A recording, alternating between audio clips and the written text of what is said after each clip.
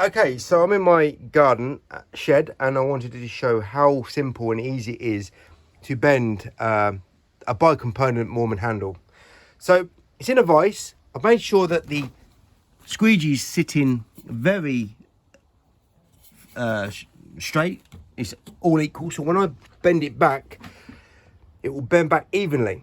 All you got to do is put it in a vise. Make sure the jaws are clamped right in, so it's nice and even. If you put the jaws in, then you can just shove it right down and the handle will sit straight. All you got to do, put it in and gently pull it back. Pull, pull, pull, pull, pull, pull. That's it. That's all really you need to do. And then when we take it out, very easy handle to bend. And this is definitely now, these days, my favourite handle, standard handle to use for window cleaning, as long as it's been bent. So that's how the handle looks, and you just put the channel in there and it will sit much flatter. My worst standard handle to use is this. It looks very similar. It is the snapper handle. Look how much angle is in that handle. Far too steep for any squeegee channel, but definitely for a liquidator, far too steep. So that is really bad. And you can't actually bend that, because if you do bend that, I've got another handle in here that's, here we go. If you do bend this handle and you got it, what happens is it bends and it snaps. So it aptly named the snap handle. Look, it's now working like a Contour Pro Plus. So rubbish to use. This is another handle that can't be bent. It's just too stiff. The metal here is too much. Won't bend. What will break though will be the handle here. So you can pull, and this won't bend, but this will snap. And etray handles are very easy to bend as well.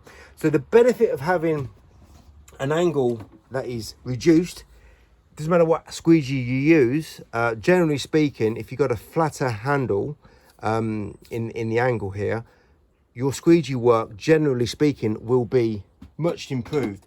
So less lines on the turns, less problems closing out, less, generally speaking, closing out, and less snags on the turns and arcs. And obviously a lot of people know that if you're using a liquidator, you get a lot of turns and arcs with that. It's mainly because either the rubber's wearing out, or you've got debris on the rubber, or the angle is far too steep. The only benefit of having a steep handle like this is when you're closing out like that, high up. That's the only benefit of using a handle that's that steep. So very straightforward, very easy to do. All you need is a clamp or something to clamp your handle in, and just gently pull, and your channels, your liquidator channels in your standard handles will be much easier to use. And the reason why I'm still using standard handles for most of my domestic work is because domestic work is very straightforward. There's nothing really on the jobs that I do is anything really technical, so I don't need an accelerator. So you don't need an accelerator to get really good benefits out of using a liquidator. But obviously having a liquidator in the most sort of versatile adaptable handle is a good thing, but they cost about £30 each, so they're expensive. So if you've got existing handles that you don't do anything exotic with your window cleaning work, you just want to get more work done in less time with high quality results, liquidators are the way to go. And the problem is, for most window cleaners, is not the handle, to get used to the handle with the accelerator. It's more becoming a precise, more accurate, more skillful, more versatile window cleaner, working with less speed, more accuracy. That's the downfall of the liquidator. You have to become more surgeon-like, and most window cleaners don't want to slow down, because they think if they work fast, you're going to get more work done. No, you're going to make more mistakes than what you're normally would do if you just slow down a little bit. The idea of Liquidators is you don't make any mistakes. You improve your technique so much that mistakes are once out of 100 times of doing a movement.